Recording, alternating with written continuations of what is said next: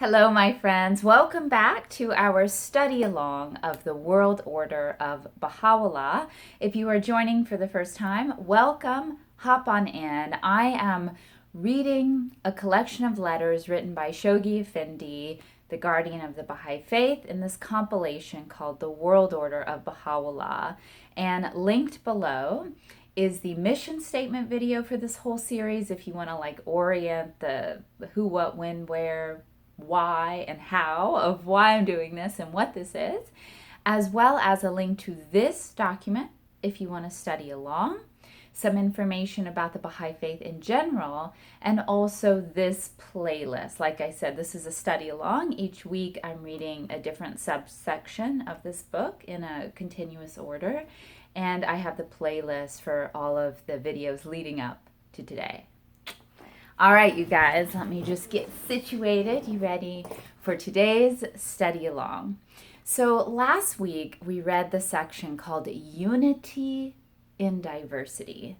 And this sounds like a catchphrase. It's something that is very popular, very logical nowadays. But the first known use of that phrase was actually the letter that I read last week, 1931, Shoghi Effendi, talking about this principle in the Baha'i Faith. So it's unity not based on sameness, but unity that celebrates our differences. And today's subsection goes further into that. Each one these days seems to be like my favorite section. There's so much in here that's memorizable. This one is called the Principle of Oneness. Let there be no mistake. The principle of the oneness of mankind, the pivot around which all the teachings of Baha'u'llah revolve, is no mere outburst of ignorant emotionalism or an expression of vague and pious hope. I just want to read that again. I love that so much. Let there be no mistake. The principle of the oneness of mankind, the pivot round which all the teachings of Baha'u'llah revolve, is no mere outburst of ignorant emotionalism or an expression of vague and pious hope. Its appeal is not to be merely identified with a reawakening of the spirit of brotherhood and goodwill among men, nor does it aim at the fostering of harmonious cooperation among individual peoples and nations. Its implications are deeper. Its claims greater than any which the prophets of old were allowed to advance. Its message is applicable not only to the individual, but concerns itself primarily with the nature of those essential relationships that must bind all the states and nations as members of one human family. It does not constitute merely the enunciation of an ideal, but stands inseparably associated with an institution adequate to embody its truth, demonstrate its validity, and perpetuate its influence. It implies an organic change in the structure of present-day society, a change such as the world has not yet experienced.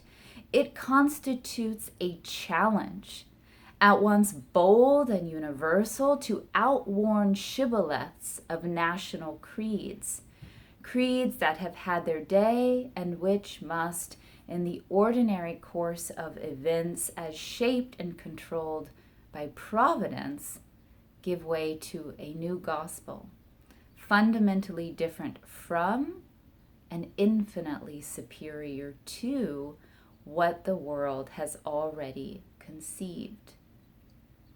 It calls for no less than the reconstruction and the demilitarization of the whole civilized world. A world organically united in all the essential aspects of its life, its political machinery, its spiritual aspirations, its trade and finance, its script and language, and yet infinite in the diversity of the national characteristics of its federated units. Okay, so much here, you guys. I'll just focus on that last bit as I understand it, like just to highlight it for myself. So calling for the reconstruction and demilitarization of the whole world that is organically united, right? This can't be a forced thing. It is an organic process, and it is a deep reflection of our true reality. And it involves that the essential elements, and he lists them, be united.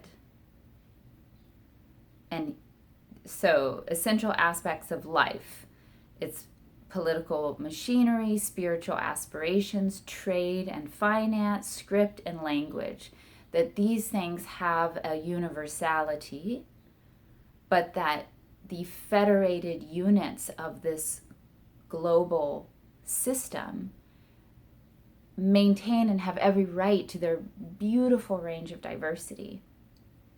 And I mentioned this in a few letters back. Like, I think in its ideal form, the United States is a great symbol of this, that, we have one currency. You don't have like Mississippi, money and New York money. Like, we have one currency and we have one language, but we have states' rights, so we are the united federated state, so to speak, and that is a nice model for what the world can be. This is just Jackie putting it in her own words, but we did read some things a few weeks ago that got me thinking that way. Super groovy. It represents the consummation of human evolution, an evolution that has had its earliest beginnings in the birth of family life, its subsequent development in the achievement of tribal solidarity, leading in turn to the constitution of the city-state, and expanding later into the institution of independent and sovereign nations. The principle of the oneness of mankind as proclaimed by Baha'u'llah carries with it no more and no less than a solemn assertion that attainment to this final stage in this stupendous evolution is not only necessary, but inevitable. That its realization is fast approaching, and that nothing short of a power that is born of God can succeed in establishing it. Oh, can I get a hallelujah? Okay, so it is inevitable. Its realization is fast approaching, and nothing short of a power that is born of God can succeed in establishing it. That is very powerful and very hopeful. So marvelous a conception finds its earliest manifestations in the efforts consciously exerted and the modest beginnings already achieved by the declared adherents of the faith of Baha'u'llah, the Baha'is, who, conscious of the sublimity of their calling and initiated into the ennobling principles of his administration, are forging ahead to establish his kingdom on this earth. It has its indirect manifestations in the gradual diffusion of the spirit of world solidarity, which is spontaneously arising out of the welter of a disorganized society. It would be stimulating to follow the history of the growth and development of this lofty conception, which must increasingly engage the attention of the responsible custodians of the destinies of peoples and nations. To the states and principalities just emerging from the welter of the great Napoleonic upheaval, whose chief preoccupation was either to recover their rights to an independent occupation, whose chief preoccupation was either to recover their rights, to an independent existence or to achieve their national unity. The conception of world solidarity seemed not only remote, but inconceivable. Okay, so just a reminder, this letter was written in 1931, so we're between the two world wars here, where he's referring to. Okay, so he's saying, like, once upon a time, coming out of the Napoleonic upheaval,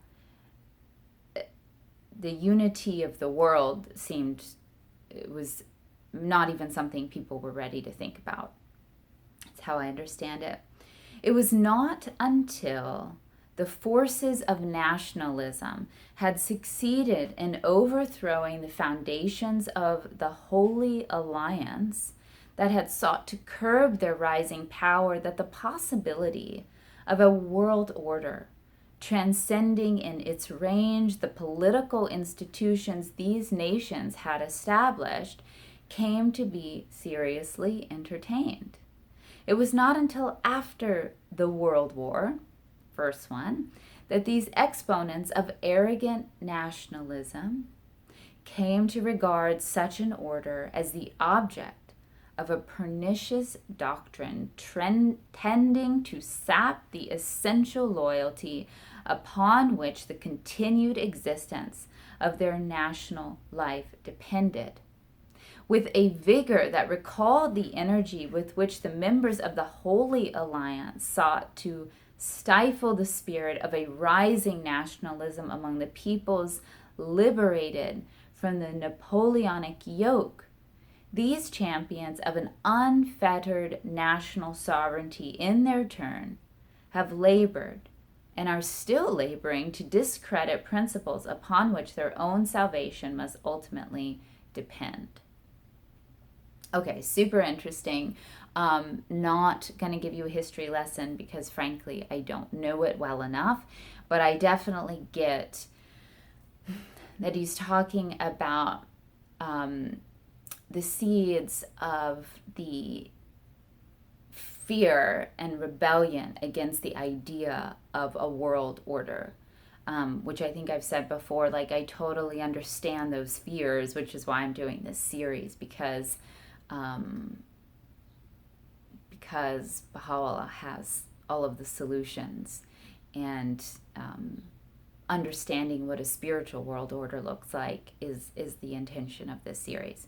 But to just like completely have a knee-jerk against where the globe obviously is inevitably going and how we must function to move into the future as a connected globe is what he's addressing here. The fierce opposition, by the way, of course, always, especially if you're new, feel free to drop your comments if you understand it differently or have some enriching details to add for everyone else to read in the comments. I love to have this be a flow of discourse here, so please go ahead and comment. The fierce opposition which greeted the abortive scheme of the Geneva Protocol. Opposition. The ridicule poured upon the proposal for a United States of Europe, which was subsequently advanced, and the failure of the general scheme for the economic union of Europe may appear as setbacks to the efforts which a handful of four-sided people are earnestly exerting to advance this noble ideal. And my gosh, this was 1931 that he's writing. This has happened so many times, right? And yet, are we not justified in deriving fresh encouragement when we observe that the very consideration of such a proposal is in itself an evidence of their steady growth in the minds and hearts of men? In the organized attempts that are being made to discredit so exalted a conception, are we not witnessing the repetition on a larger scale of those stirring struggles and fierce controversies that preceded the birth and assisted in the reconstruction of the unified nations of the West? Super interesting, you guys. I hope that you have enjoyed this study. If it's giving you something to think about, if it's made you a little uncomfortable, or it's made you really inspired, either way, like, all of those are the purpose of this study along. Again, feel free to drop your comments down below. I really do love reading them, and it leads to really interesting conversations. So go ahead and do that. Please remember to subscribe to this channel. If I get to 1,000 subs, I can do live streams. And remember to like this video as well. It's the YouTube game. It just helps more people find it. Thank you so much for joining me, my friends. Until next time, I wish you the best for playing your unique part in making this world a better place. I'll catch you next time. Bye-bye.